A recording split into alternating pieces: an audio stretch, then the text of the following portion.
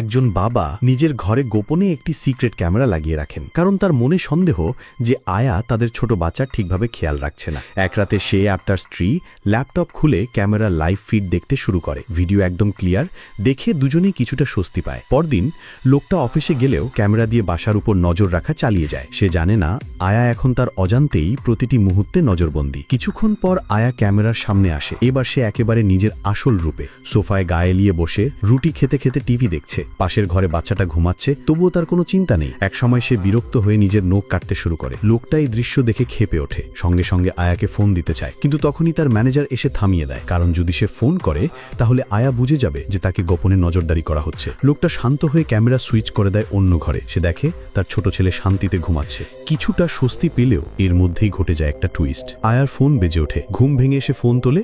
ওপাশে কেউ $50 পার আওয়ারে নতুন চাকরির অফার দেয়। এই অফার শুনেই আয়ার চোখে লোভের ঝিলিক পড়ে।